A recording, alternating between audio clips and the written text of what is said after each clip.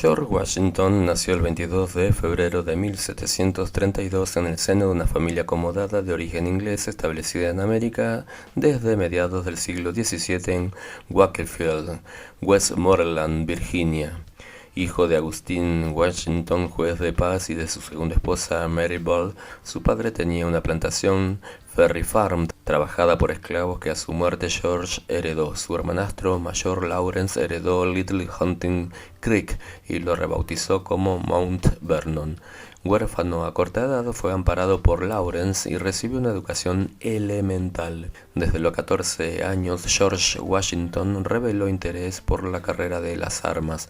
Cursó estudios en colegios rurales. De niño brilló también por su gran afición deportiva. Serio, introvertido y metódico, destacaba por su espíritu decidido. Fue inspector oficial del condado de Culpeper desde el año 1749. Durante 1753 fue ayudante del Distrito Sur de Virginia, encomendado por el vicegobernador de Virginia para transmitir el ultimátum de las tropas francesas para que cesaran sus incursiones en el valle del río Ohio.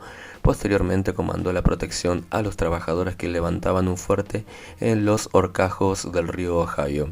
Cuando los franceses expulsaron a los obreros y renombraron el lugar como Fort Duquesne, George Washington se atrincheró junto a sus hombres en Fort Necessite.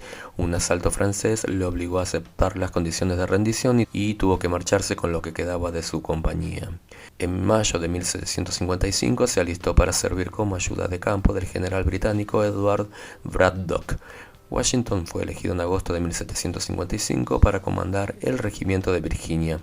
Fue elegido miembro de la Cámara Baja de Virginia en 1758, donde prestó servicios durante 17 años. También ejerció como juez de paz del condado de Fairfax. En julio de 1774 presidió una reunión en Alexandria que adoptó las resoluciones Fairfax, por las que se estableció un bloqueo a las importaciones británicas. Durante 1775 el Congreso le nombró comandante en jefe del recién creado Ejército Continental, esperando con ello atraer a Virginia a la lucha iniciada por Nueva Inglaterra contra Gran Bretaña. Tras expulsar a los británicos de Boston, avanzó hacia Nueva York, donde fue derrotado en agosto de 1776 por el general William Howe.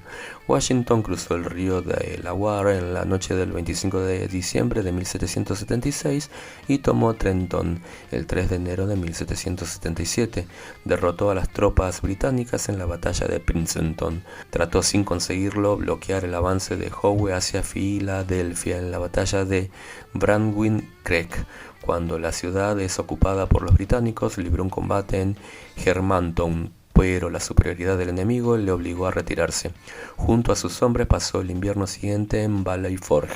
Pasó 2 años con su ejército acampando alrededor de Nueva York. En 1780 llegan tropas francesas al mando del conde de Rochambeau y juntos desplazan 7.000 hombres desde el estado de Nueva York hasta Virginia en menos de 5 semanas. El ejército conjunto franco-norteamericano se unió a Lafayette y 36 barcos franceses se desplegaron sobre la costa para impedir que Yorktown recibiera ayuda por mar. Washington obligó a Cornwallis a rendirse en octubre tras un breve asedio. Regresó a Mount Vernon en 1783 para dedicarse a su plantación. Junto a otros nacionalistas de Virginia organizaron la Convención Constitucional de 1787 y fue nombrado su presidente. Fue una pieza decisiva en la independencia del país.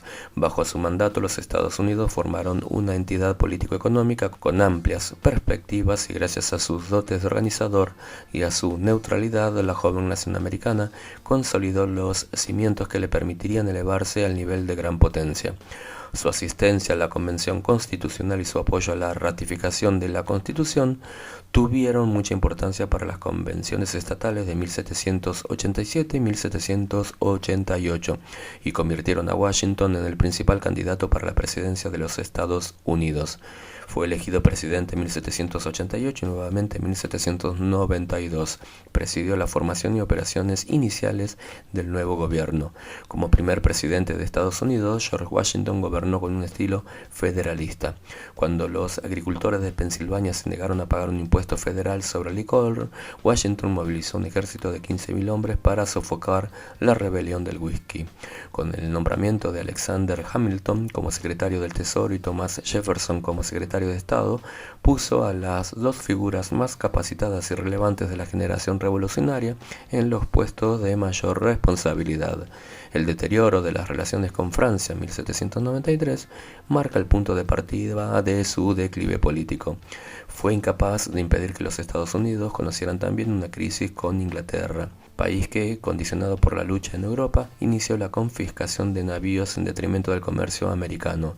Firme al neutralismo, intentó solucionar la crisis por la diplomacia y envió a Londres a John Hay, quien firmó con la antigua metrópoli el tratado que lleva su nombre, 1794. Hay no defendió con energía los intereses americanos y otorgó amplias concesiones a Inglaterra.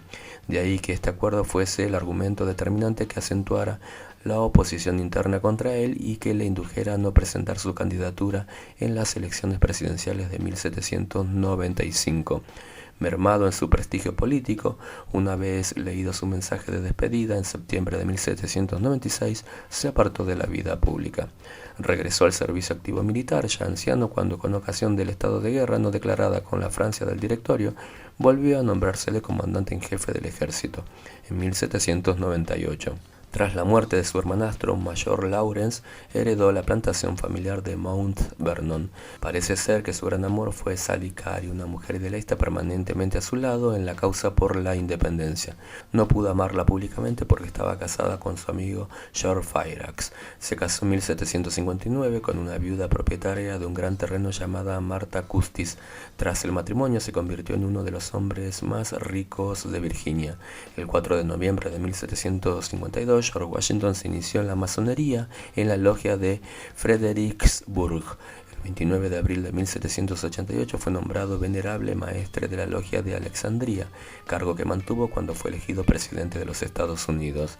El 18 de septiembre de 1793 puso la primera piedra del Capitolio de los Estados Unidos usando la indumentaria masónica del Gran Mestre. Fue propietario de esclavos africanos durante toda su vida, heredó 10 de su padre, obtuvo el control de 84 en su matrimonio con Marta y compró al menos 71 esclavos entre 1752 y 1773.